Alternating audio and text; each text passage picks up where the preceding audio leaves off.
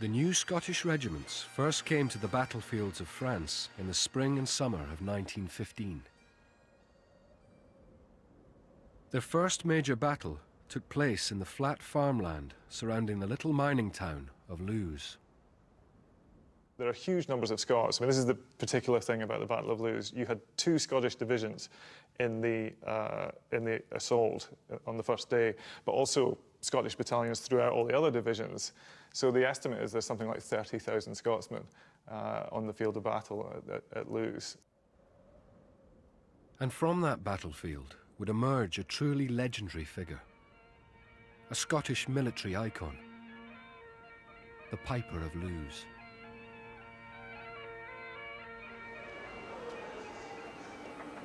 Kevin Laidlaw's great-grandfather, Piper Daniel Laidlaw, was perhaps the most famous Scottish soldier of the First World War.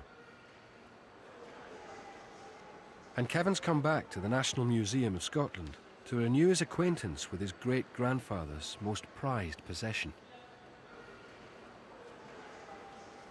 his Victoria Cross, Britain's highest military honour. One of 2 Victoria Cross awards to Pipers during the First World War, only 2, and the other one was to a Canadian. That one's in Canada, so when you and your family decided that you wanted to donate the medals to the National Collection, I mean, that was I think the expression was, we bit your hand off.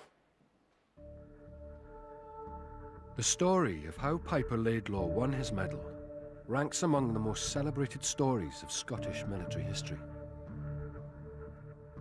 It begins on the morning of the 25th of September 1915, with the first ever use of poison gas by the British Army. The gas was released from cylinders for about 20 minutes, half an hour. But the critical thing here was that the weather changed. So the gas, instead of going out to the battlefield, it was actually coming back into the trenches and gassing the Allied soldiers. And in those days, you can imagine they'd have very primitive gas masks. And also, you can imagine nobody wanted to go over the top, so the line didn't move. Kevin's great-grandfather appeared as himself in the 1928 film, The Guns of Loos, recreating the events of that day. Lieutenant Young shouted, you know, for God's sake, Laidlaw, do something. So he struck up his pipes, went over the top, playing Blue Bonnets all over the border, the regimental march of the King's Own Scottish Borders, the battalion he was attached to. And it was only then that the line started to move and the men went over the top. He played until he was shot in the legs and actually managed to get back to the trench.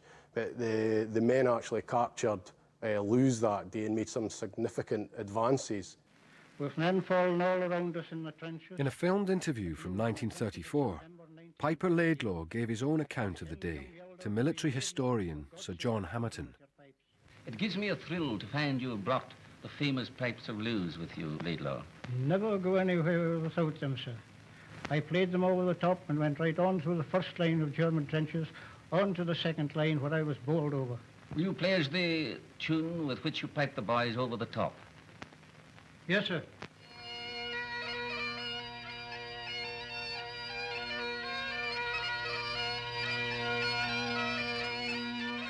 Laidlaw's tune, All the Blue Bonnets Are Over the Border, was written in the 18th century to celebrate the Jacobite uprising.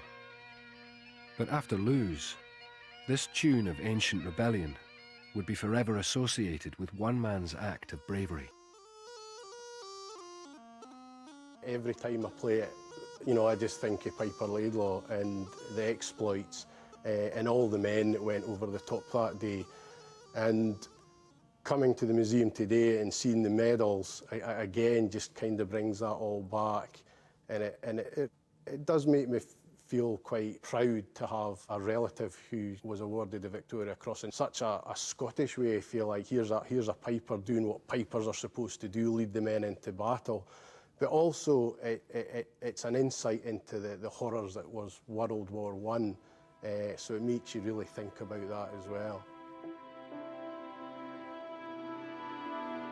Laidlaw was one of around 200 pipers who played at the Battle of Loos. And of that 200, around 50 were killed. There were many, many acts of gallantry, and Piper Laidlaw's courage is not in question here, but I think it was symbolic. I think, you know, there were numbers of pipers killed, but I think the idea of the wounded piper playing on, having that resonance in the Scottish tradition, that's what made it something that people kind of latched onto. Even more than other Victoria Cross winners, he became a symbol of something.